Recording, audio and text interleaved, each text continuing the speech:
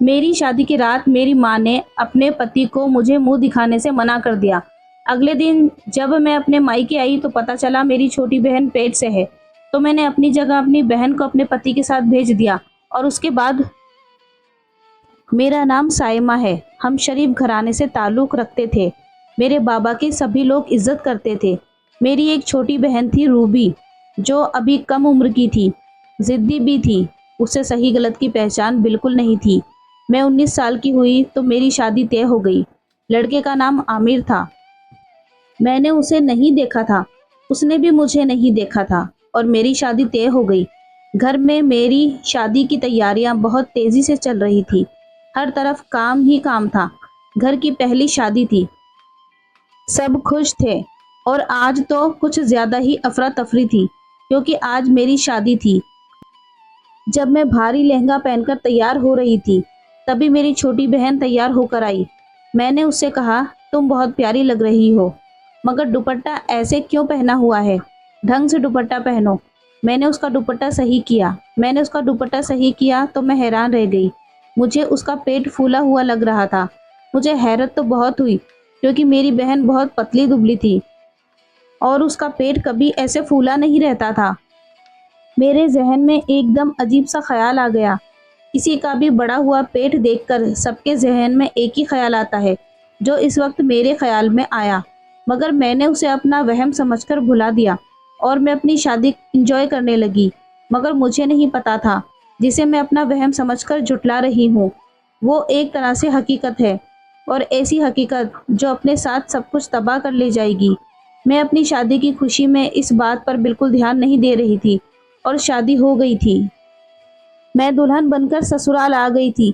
मेरी अम्मी ने कहा कि किसी तरह शादी की पहली रात तुम पति को अपना चेहरा न दिखाना, क्योंकि अम्मा एक बीवी को बहुत मानती थी।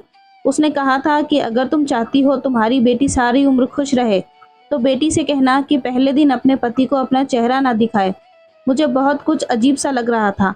मैं दुल्हन बनकर बैठी थी। जब आमिर अंदर आया और मेरा घूंघट उठाने के लिए हाथ बढ़ाया, तो मैंने उसे रोक दिया। अब आप मेरी एक बात मानेंगे? मैंने डरते डरते आमिर से कहा। आमिर ने कहा, मैं तुम्हारी सारी बातें मानूंगा। बात तो बताओ और पहले चेहरा दिखाओ। बस मुझे यही बात आपसे करनी है। आज आप मेरा चेहरा नहीं देखेंगे, क्योंकि बीबी साहिबा ने मना किया है। अम्मा उनको बहुत मानती है। उन्होंने कहा है कि अगर आज तुमने देखा तो बहुत बुरा होगा। मैंने डरते डरते यह कहा।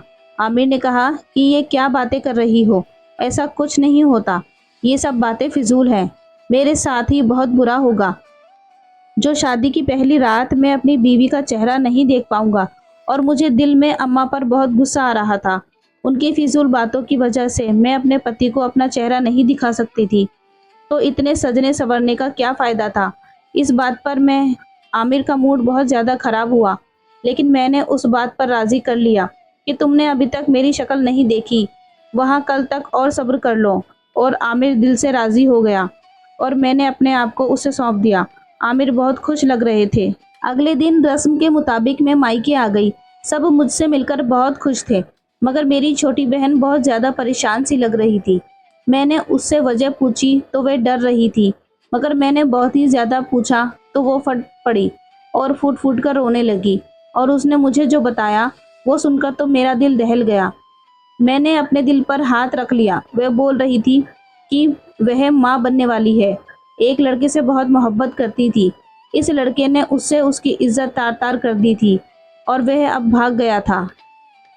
बहन की बातें सुनकर मुझे अपने कानों पर यकीन नहीं आ रहा था। मेरी छोटी बहन ऐसा कैसे कर सकती थी?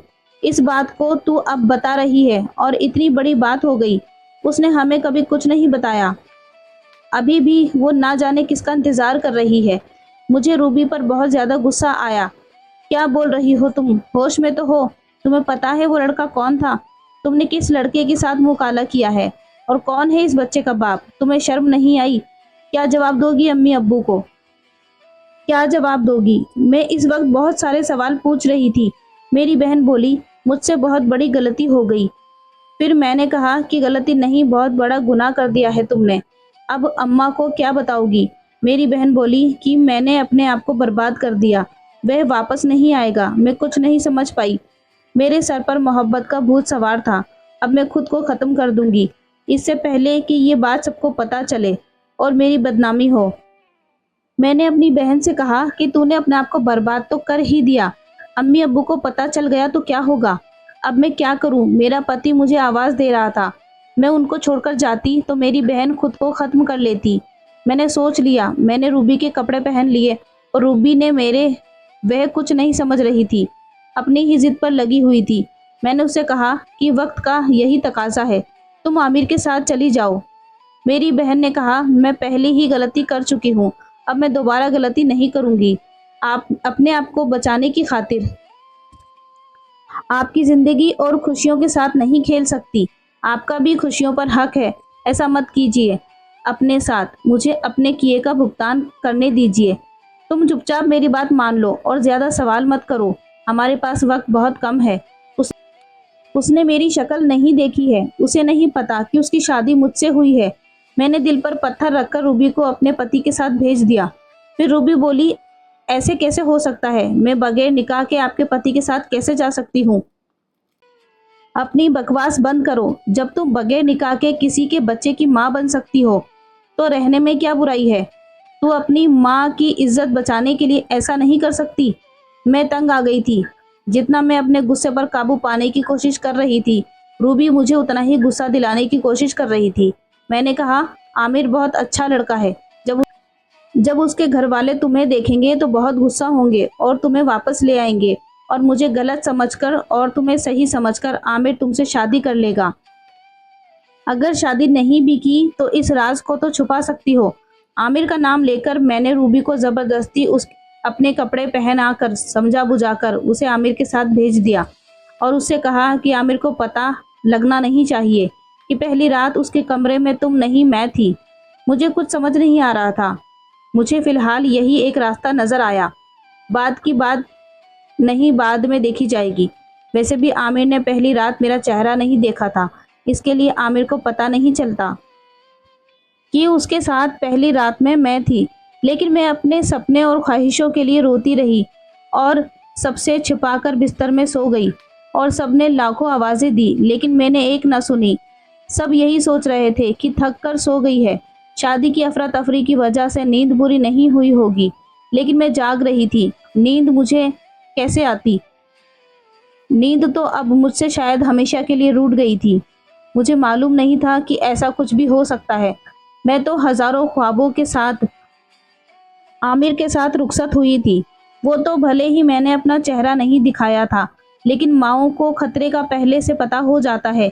मेरी शादी वाला दिन था कि अचानक मेरी निगाह मेरी छोटी बहन के पेट पर पड़ी तो फूला हुआ महसूस हुआ, लेकिन मेरा अपना वहम समझकर कुछ ना कहा क्योंकि अभी वह 16 साल की थी। शादी की पहली रात ही मैंने अपने पति को अपना चेहरा नहीं दिखाया और फिर जब अपने मायके आई तो मेरी छोटी बहन ने बताया कि वह पेट से है। मैंने फौरन अपनी बहन को अपना लिबास पहना दिया और अपने पति के साथ रुखसत कर दिया। दरवाजे पर दस्तक हुई और आगे का मंजर आप खुद देख लें। मैं बिस्तर पर लेटी हुई थी और कंबल में मैंने अपना मुंह टाक रखा था। एक दो बार अम्मा कमरे में आई, आवाज देती रही, पर मैं न उठी और ना ही कंबल मुंह से हटाया। अंदर ही अंदर मैं कांप रही थी। कभी मुझे सर्दी लग रही थी तो कभी मेरा जिस्म गर्म होकर तप रहा था। मुझ में उठने की हिम्मत बिल्कुल नहीं थी। अगर मैं उठ जाती तो मेरे घर वाले मुझे देख लेते और कयामत आ जाती। जब तक मेरे बस में था मैं इस तूफान को रोक कर रखना चाहती थी, जब तक खुद तूफान का रुख इस तरफ ना हो तब तक। तभी बाहर से आवाज आने लगी, यहाँ तक कि इन आवाजों ने झगड़ों का रूप इख्तियार कर लिया। अम्मी की रोने की आवाज आ रही थी। मैं समझ गई कि तूफान का रुख मेरी तरफ आ गया है। आखिर कब तक मैं इस तूफान को रोक सकती थी? बाहर काफी देर तक बहस चलती रही और जब आवाजें मेरे कमरे की तरफ आ रही थी, मैं एक एक आवाज, एक एक हलचल महसूस कर रही थी। तभी धड़ाम से मेरे कमरे का दरवाजा खुला और बेदर्दी से मेरा कंबल खींच लिया गया। मुझे इस बात की पहले से ही खबर थी, इसलिए मैं ना डरी और ना घबराई। मैं खुद को हर हालत के लिए तैयार कर चुकी थी। मेरा चेहरा देखते ही मेरे माँ बाप की चीख निकल गई। मेरी माँ मुझे मारने लगी। मेरा बाप सख्ती से आ गया मनहूस, तुम यहाँ क्या कर रही हो? तुझे तो तेरे ससुराल में होना चाहिए। मेरी माँ मेरे हाथ को खींचकर मुझे आंगन में ले आई और मुझे जमीन पर पटक दिया। वहां पर मेरे सास ससुर, मेरी छोटी बहन और मेरा पति खड़ा था, जिससे कल ही मेरी शादी हुई थी। सबके चेहरे पर परेशानी थी। आप लोगों ने हमारे साथ इतना बड़ा धोखा क्यों किया? क्यों दुल्हन बदल दी? निकाह एक के साथ और रुखसती दूसरी के साथ। आखिर क्या तमाशा लगा रखा है? शादी को मजाक समझ रखा है आप लोगों को? कुछ अंदाजा है कैसी कयामत आ गई है?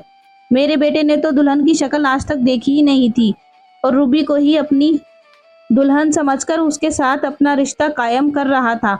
मगर हद तो आप लोगों की है, आपकी दोनों बेटियों की है। पूछिए अपनी बेटियों से, एक शादी के साथ होते हुए घर पर रही और दूसरी बगैर शादी के दुल्हन की सेज पर क्या कर रही थी। वे तो जब हमने इसकी शक्ल देखी तो हम पहचान गए कि ये तो आपकी छोटी बेटी रूबी है, साइमा की छोटी बहन। मेरी सास चिल्ला रही थी। मेरे माँ बाप को कुछ समझ नहीं आ रहा था कि क्या हो रहा है। जितनी चौंकने की बात ये मेरे सास ससुर के लिए थी, उससे ज्यादा परेशानी की बात मेरे माँ बाप के लिए थी। मेरा पति आगे बढ़ा। क्यों किया तुमने ऐसा? ऐसी क्या मजबूरी आ गई थी? क्या रूबी ने तुम्हारे साथ धोखा किया है या तुमने मेरे साथ धोखा किया? मैं कुछ लम्हे चुप रही, फिर शायद मैं उनके सवाल का जवाब दूं, मगर मैं खामोश रही। मैं पागल हो जाऊंगा। मुझको समझ नहीं आ रहा आखिर ये कौन सा खेल खेला जा रहा है। ये दोनों बहनें चुप हैं। ये किस बात का जवाब नहीं दे रही। इनसे पूछें क्यों मेरी जिंदगी का मजाक बनाया। आखिर क्या बात है? दोनों के मुंह सीकर बैठी हुई हैं, जैसे दोनों ने कसम खा रखी हो कि नहीं बोलेंगी। पूछिए इनसे कि इन दोनों में से कल कौन थी मेरे साथ, वह लड़की जो मेरे निकाह में थी या ये लड़की जो मेरे निकाह में नहीं है। आमिर अपने सर के बाल नोच रहा था, गुस्से से पागल हो रहा था। सबके सवाल बढ़ते ही जा रहे थे। अब वक्त आ गया था कि मैं अपनी खामोशी तोड़ दूं और सब सच बता दूं। मगर क्या मुझ में सच बताने की हिम्मत थी? मुझ में सच बताने की हिम्मत बिल्कुल भी नहीं थी, मगर कुछ तो बताना ही था, जो ये लोग शांत हो जाएं और मेरे झूठ को सच समझ लेते, फिर चाहे इस पर यकीन करते या ना करते। मगर अब मैं और ज्यादा खामोश रहती तो पानी सर से ऊपर निकल जाता। इसलिए मैंने अपने सिले हुए होठों को खोला और एक और झूठ बोला। मगर हैरत की इंतहा हो गई कि अम्मी रूबी के अंदर आई तब्दीली से कैसे महरूम रह सकती थी। अम्मी को कैसे पता नहीं चला कि वे किसी गलत रास्ते की मुसाफिर बन गई है। पता तो मुझे भी नहीं चला। रूबी ने इतने सफाई से, इतने खुफिया तरीके से किसी लड़के के साथ इश्क लड़ाया और इसका यही खामियाजा भुगतना पड़ा हम सबको। अब मैं इंतजार की सूली पर लटक रही थी कि इसी इंतजार की आग में क्या होता है। किस्मत हम दोनों बहनों के साथ क्या करती है, हमें कहाँ ले जाती है। मेरे इस फैसले से कोई फायदा होता है या नहीं, ऐसे कई सवाल थे मेरे दिमाग में घूम रहे थे। मेरा सर चकरा रहा था। सोच सोच कर मैं पागल हो रही थी। आने वाले वक्त का खौफ बढ़ता जा रहा था। मेरा दिल बहुत तेज धड़क रहा था। रूबी सहमी हुई और मुझे सब ने कटघरे में खड़ा कर दिया था। कसूरवार होकर भी ना होकर भी मुझे गवाही देनी पड़ रही थी।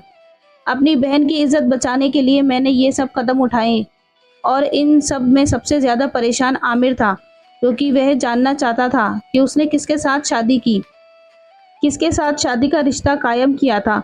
वे रूबी थी या साइमा थी, क्योंकि हम दोनों बहनें कद और काठी में बिल्कुल एक जैसी थी। अम्मा अब्बा इस बात से बिल्कुल नहीं जानते थे। इन्हें कुछ नहीं पता था। मैंने ही रूबी को मना किया था कि आमिर को अपना चेहरा ना दिखाए। ये सब मेरा मंसूबा था। इसमें रूबी का कोई कसूर नहीं है और ना ही अम्मा का। न जाने किस दिन से मैं झूठ पर झूठ बोलती आ रही थी। तुम होती कौन हो फैसला करने वाली, मंसूबे बनाने वाली? तुम्हें ये सब मजाक लगता है? शादी ब्याह कोई खेल तमाशा है। तुम जानती भी हो अपने मतलब के लिए तुमने एक कुंवारी लड़की को बगैर निकाह के किसी गैर मर्द के साथ भेजा है और इतना बड़ा गुनाह करवाया है। जानती हो ये कितना बड़ा गुनाह है? अपने मतलब के लिए तुमने इतना बड़ा कदम कैसे उठाया? कितने खुदगर्ज हो सकती हो तुम, जो अपने मतलब के लिए अपनी बहन को भी नहीं बख्शा। आमिर गुस्से से पागल हो रहा था, जबकि मेरे माँ बाप एकदम चुप हो गए। ऐसा लगता था कि जैसे उन्हें सदमा हो गया हो। मुझे तो यही लग रहा था कि वो मुझे जान से मार देंगे, मगर उनको चुप देखकर मैं बहुत हैरान हो गई थी। मेरे ससुर बहुत नेक बंदे थे और मस्जिद में मौलाना थे। उन्होंने सबको चुप कराया और मामले का हल निकाला। बहुत देर तक बाप बेटे के बीच बातें होती रही। बेटा गुस्से से पागल हो रहा था और मुझे तलाक देना चाहता था, मगर बाप कह रहा था कि अगर रिश्ता ख़त्म किया तो दोनों सूरतों में हमारी बदनामी होगी, लोग क्या कहेंगे। शादी के अगले दिन ही तलाक हो गई। आखिरकार बहुत देर बाद इस बात पर सब राज़ी हो गए कि साइमा को आमिर तलाक देगा, क्योंकि आमिर साइमा से कोई रिश्ता नहीं रखना चाहता। मेरे ससुर ने सास को राज़ी कर लिया था। मैंने दिल में कलमा पढ़ा। जैसे मैंने सोचा था वैसा ही हो रहा था। मैं अपने रब की बहुत ज़्यादा शुक्रगुजार थी कि उसने हमारी इज्जत रख ली थी। रूबी और आमिर का निकाह उसी वक्त मेरे ससुर ने पढ़वा दिया। सबका यही कहना था कि इन सब में रूबी का क्या कसूर था, उससे क्यों बहन की किए की सज़ा मिले, जबकि सब यही समझ रहे थे कि आमिर के साथ शादी की पहली रात रूबी गई थी। अब ज़माने को भी यही दिखाना था कि रूबी की शादी आमिर के साथ हुई थी, क्योंकि इस शादी के वक्त रुखसती से इनकार कर दिया था। रूबी मुझे मुसलसल देखी जा रही थी। उसकी आंखों से आंसू बह रहे थे। उसे मालूम था कि मैं बेकसूर हूँ, मगर मैं उससे आंखें ही आंखों में चुप रहने का कहती रही। इसी में हम सब की भलाई है। मैं अपने माता पिता से बहुत मोहब्बत करती थी। हमेशा मुझे ऐसी लड़कियों से नफरत रही जो अपने माँ बाप की इज्जत अपने कदमों तले रौंद कर प्यार मोहब्बत के वजह से घर से भाग जाती थी। रूबी को लेकर सब वहां से चले गए और मैं टूटी फूटी किस्मत दुल्हन एक रात में शादी से तलाक तक का सफर तय कर चुकी थी। मेरे सारे अरमान ख्वाब टूट कर गिर गए थे। मैं जानती थी कि अब अम्मी अब्बू मुझे जिंदा नहीं छोड़ेंगे। मुझे शायद जिंदा वे जमीन में दफना दें, क्योंकि उनकी नज़र में मेरी वजह से अपने ससुराल के सामने उन्हें शर्मिंदा किया था। मेरी वजह से उनकी नज़र झुकी थी, मगर मैं चुप थी। मैं इतनी परेशान और टूटी हुई थी कि मैं अम्मी और अब्बा की बेरुखी बर्दाश्त नहीं कर सकती थी। मुझे लगा था कि मैं बहुत मजबूत हूँ, मगर ये सरासर मेरी गलती थी। मैं कोई सुपर वुमन नहीं थी। मैं भी जज्बात रखती थी। सारी उम्र शादी के नाम पर खुश हो होकर ज़ाया करती रही। मैंने अम्मा और अब्बा को बिल्कुल सच सच बता दिया कि रूबी उम्मीद से थी। उसके पेट में किसी का गुनाह पल रहा था। अभी शुरुआत के दिन थे, इसलिए पहले की राज खुल जाता बहुत देर हो जाती। आप लोग किसी को मुंह दिखाने के काबिल नहीं रहते। मैंने आप सबसे बगैर पूछे ये कदम उठाया। मुझे खुद आज सुबह ही पता चला था। अभी भी मैं आप सबको ये ना बताती अगर आप खुद समझदार ना होते। अपनी बात पूरी करके मैं फूट फूट कर रोने लगी और मेरे साथ मेरे माँ बाप भी रोते रहे। उनके रोने की बहुत सारी वजह थी। एक बेटी शादी के अगले दिन तलाक लेकर घर बैठ चुकी थी और दूसरी बेटी से मिले धोखे का दुख, बदनामी की जिल्लत और रुसवाई वह हर हाल में ही इनका मुकद्दर बन गई थी। अपनी तरबियत पर जिनको नाज होता था, आज उन्हें अपनी तरबियत पर शर्म आ रही थी। हमसे कहाँ गलती हो गई, कहाँ गफलत हुई, जो रूबी क्यों बहक गई, गुनाह की दलदल में फंसती चली गई और खुद को कसूरवार समझ रहे थे हम। इसके पास जिक्र करने के लिए बहुत कुछ था, मगर मेरे तो सोचने समझने की शक्ति ही खत्म हो चुकी थी। सारा दिन खाली खाली आंखों से छत को घूरती रहती थी। मुझे कुछ नहीं पता था कि रूबी किस हाल में है, आमिर ने उसके साथ क्या किया, और सच तो यह था कि अम्मी अब्बा भी रूबी की शक्ल तक नहीं देखना चाहते थे। मगर शादी के 2 महीने बाद आमिर के वालिद ने बताया कि रूबी का बच्चा ज़ाया हो गया है। वह लोग यही समझ रहे हैं कि बच्चा हमारा है। वे लोग दरअसल हकीकत में अनजान थे। अम्मी अब्बा ने भी कहा, सही है, ये बच्चा ज़ाया हो गया, वरना ये अगर पैदा होता तो सबकी मुश्किलें और बढ़ा देता और हम लोगों को ज़मीर अंदर ही अंदर काटता रहता कि किसी की नाजायज़ औलाद को किसी घर के अंदर पल रही है। हर बात में अल्लाह ताला की रजामंदी होती है। लोग मेरे बारे में बातें करते थे कि शादी के दिन लड़की ने शादी से इनकार किया और छोटी बहन को कुर्बानी देनी पड़ी, लेकिन इस बात से अनजान थे कि असल कुर्बानी तो किसको देनी पड़ी। मैंने अपने ख्वाब और अरमानों को अपने दिल के कब्रिस्तान में ही दफन कर दिया। मेरे माँ बाप हर वक्त मेरी ही फिक्र किया करते थे। अम्मा अब्बा ने वो शहर छोड़ दिया और हम लोग फिर से अपने गांव आ गए। वहां पर ही बाबा ने अपने दूर के रिश्तेदार से मेरी शादी कर दी, जो उम्र में मुझसे काफ़ी बड़ा था। मैंने अपने माँ बाप का मान रखा और इस रिश्ते को भरपूर तरीके से अपनाया। मगर मैं क्या करती, मेरे दिल में तो आमिर था। एक ही रात में आमिर के साथ रहकर, उससे निकाह में रहकर मुझे उससे मोहब्बत हो गई थी। मगर हौले हौले इस मोहब्बत को मैंने अपने दिल से निकाला और आमिर की वफादारी रखने की कोशिश करने लगी। और अमन एक बहुत अच्छा लड़का था। अब उससे मेरे 2 बच्चे हो चुके हैं। मैं बहुत अच्छी ज़िंदगी जी रही हूँ। लेकिन कभी कभी मुझे जब रूबी की याद आती है तो मैं परेशान हो जाती हूँ कि अब वह कैसे रह रही होगी। रूबी के ससुर, जो बहुत अच्छे इंसान थे, उन्होंने अब्बा से राब्ता रखा हुआ था, जो फ़ोन पर बात कर लेते थे। वे कहते थे कि रूबी और आमिर बहुत ज़्यादा खुश हैं, उनके बच्चे भी हैं। लेकिन मैं जानती थी कि रूबी अंदर से उदास ही होगी।